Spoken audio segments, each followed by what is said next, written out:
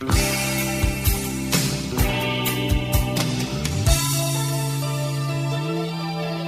pauta publicitaria del gobierno de la ciudad, los montos cada vez son mayores.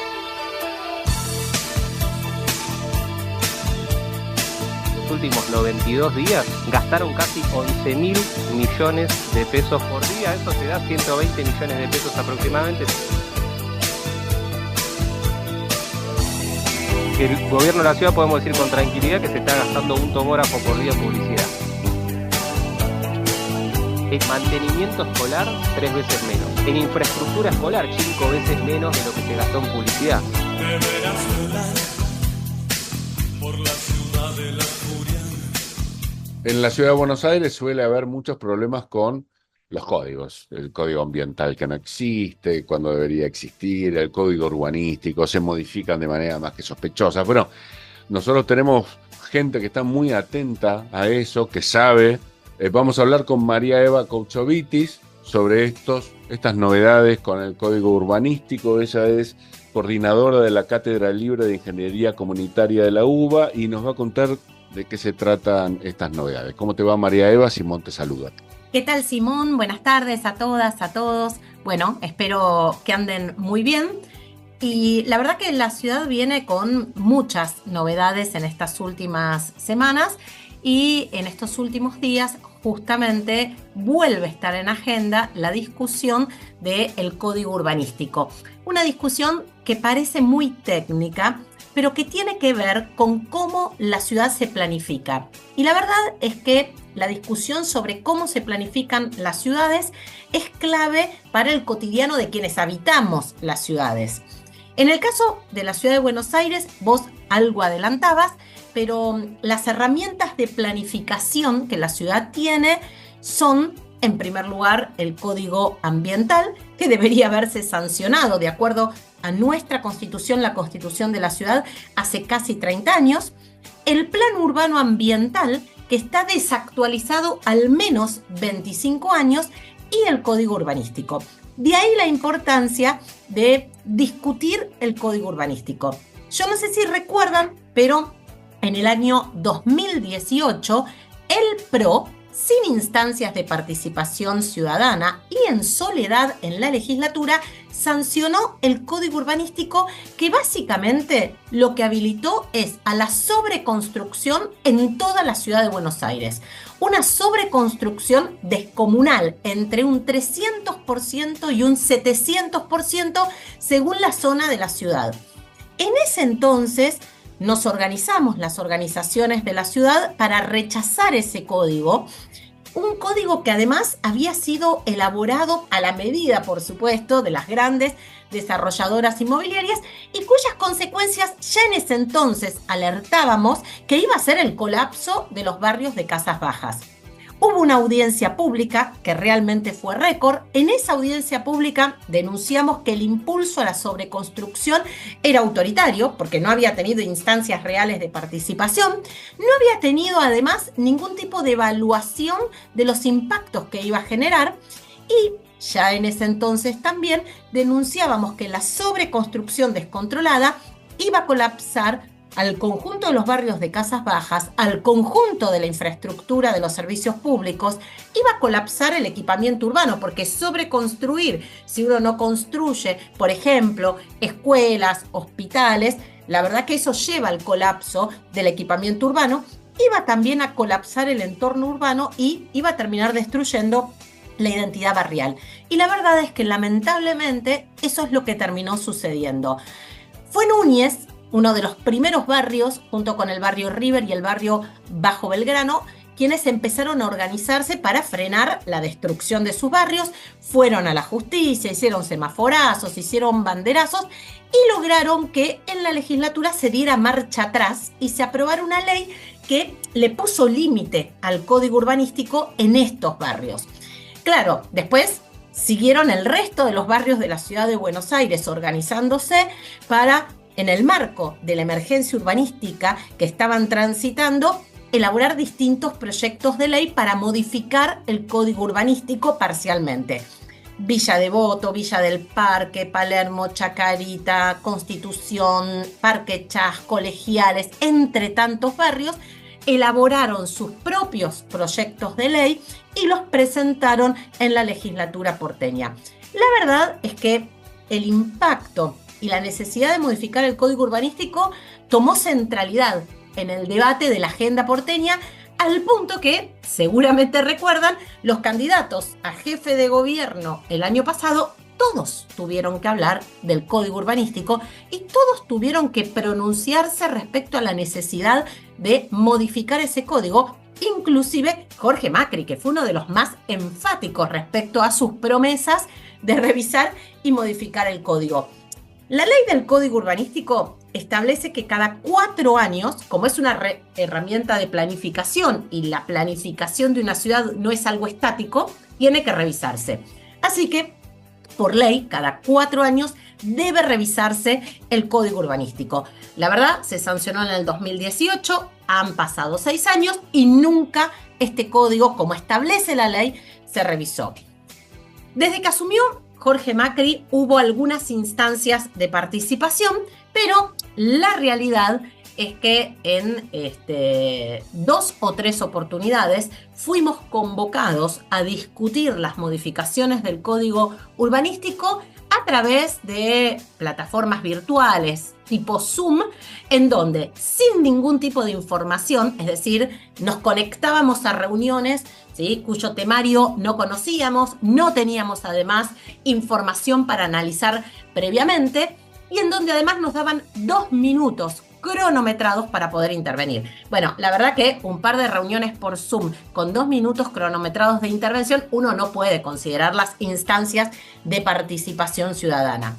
La semana pasada, un poco adelantándonos a esta presentación que hizo hace un par de días el jefe de gobierno respecto a la modificación del código urbanístico, un conjunto de organizaciones y colectivos de la ciudad de Buenos Aires, acompañados con más de 1000 firmas de porteñas y porteños de distintas comunas de la ciudad, sacamos un comunicado justamente denunciando la falta de instancias de participación para poder discutir cómo corresponde la modificación del código urbanístico, y además exigimos poder tener un diagnóstico.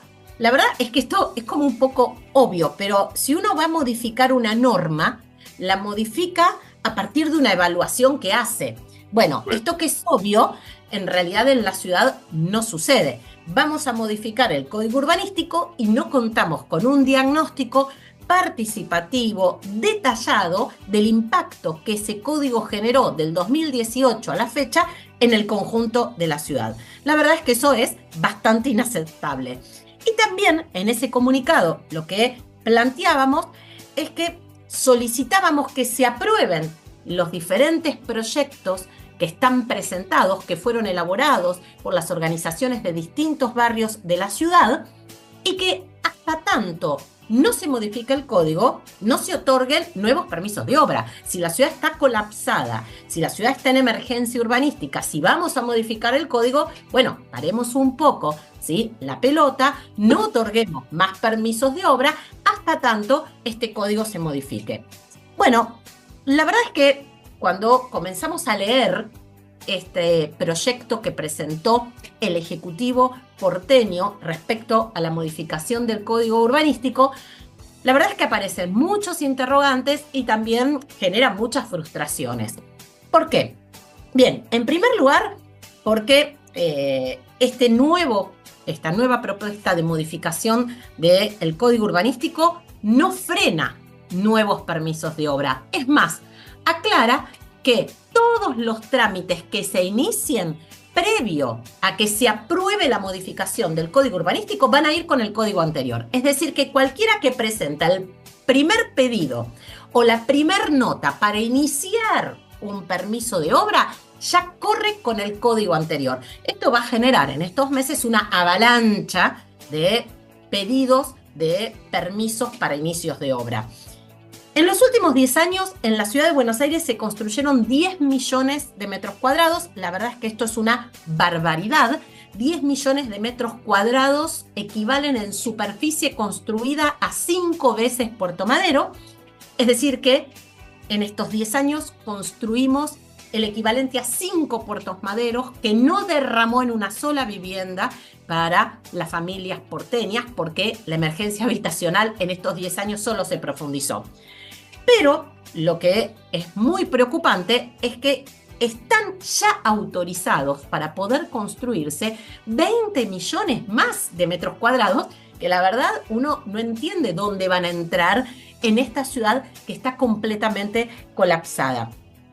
Pero, insisto, lo cierto es que en lugar de frenar nuevos permisos hasta tanto discutamos la modificación del código, el gobierno ha decidido darle luz verde a los permisos ya aprobados y además a los futuros permisos que durante los meses que lleve la discusión de las modificaciones del código puedan darse.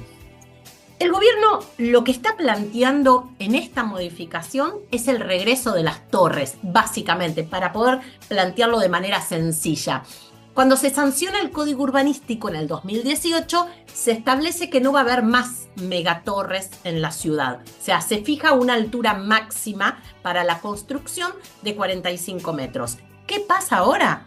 El gobierno dice que quienes construyan en el sur de la ciudad, entendiendo que quienes construyen en el sur hacen negocios mucho menos rentables que quienes construyen en donde el suelo es más valioso, para quienes construyan en el sur, entonces lo que les va a dar es la posibilidad de poder construir megatorres en otras zonas de la ciudad. ¿Qué significa esto? Que aquellas desarrolladoras inmobiliarias que construyan en el sur de la ciudad van a poder construir torres de 90 metros en algunas avenidas de la ciudad de Buenos Aires. Claro, la verdad es que esto como... No en el sur, digo, en el norte, ¿no? No, por supuesto, en la zona en donde el suelo tiene la posibilidad de hacer una mayor captura de plusvalía. Para decirlo, para agregarle un poquito de humor, ¿viste? Es como el gobierno de la ciudad con la construcción, es como los borrachos con las circunstancias alegres en la vida y las tristes. Siempre terminan tomando, ¿viste? Por una o por otra. El gobierno de la ciudad siempre termina dejando que construyan. Es así. No, claro, aparte con una mirada de la planificación solo desde la rentabilidad del sector financiero inmobiliario. Si no es tan rentable que construyas en el sur, entonces construí en el sur y te dejo construir torres en el norte. Todo esto para plantearlo de manera muy sencilla. Sí. La verdad es que si uno está pensando en sobredensificar avenidas, es decir, construir megatorres en avenidas, lo primero que tienes que garantizar los servicios públicos. Y por supuesto, si uno va a construir megatorres en las avenidas, tiene que al menos contar con estudios de las características del suelo y del subsuelo.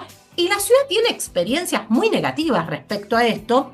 Y traigo el caso del barrio de Núñez, en donde la construcción de torres y megatorres sobre la avenida Libertador llegó al colapso a los sectores residenciales del barrio. El año pasado, un informe técnico elaborado por la Guardia de Auxilio de la ciudad de Buenos Aires fue contundente. Dijo que las megaconstrucciones en altura que se estaban realizando, sobre todo en la avenida Libertador, con subsuelos para estacionamientos, estaban llevando al colapso a los barrios de casas bajas. Es más, el informe alertaba que si continuaban construyendo edificios en altura con subsuelos, las viviendas iban a deteriorarse de manera progresiva e irreversible. Bueno, la verdad es que evidentemente de esa experiencia el gobierno no ha tomado nota, ¿sí? Porque continúa insistiendo en esta lógica de que la ciudad es una enorme caja de oportunidades y negocios para las grandes desarrolladoras inmobiliarias. No nos olvidemos que está vigente el RIGI. Por lo tanto, el dinero de esas actividades mega extractivas seguramente va a terminar blanqueándose en estas megatorres de 90 metros que van a construirse en la ciudad de Buenos Aires. La verdad que no somos optimistas respecto a esta propuesta que ha presentado el gobierno. Esperemos que el gobierno habilite instancias reales de participación en donde podamos modificar esta propuesta para poder incorporar, ¿sí?, las propuestas que hace muchos años desde la ciudadanía y las organizaciones de la ciudad venimos elaborando.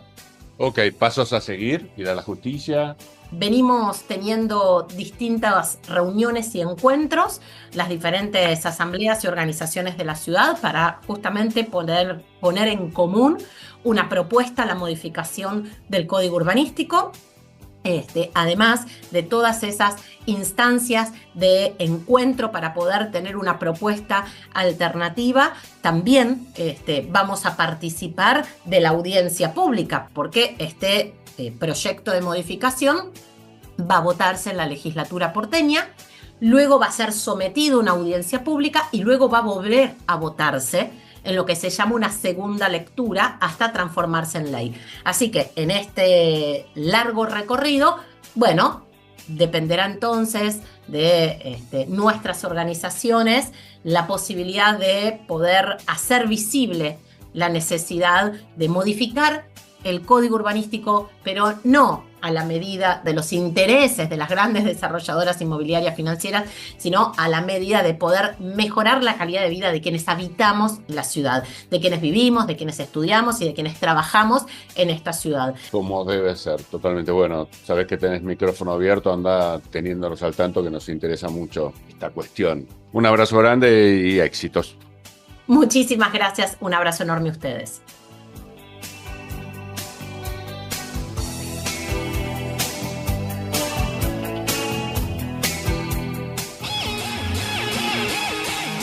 A contramano. A contramano. La gente sigue desinformada. Una noticia mal contada es un asalto a mano armada. A contramano. A contramano.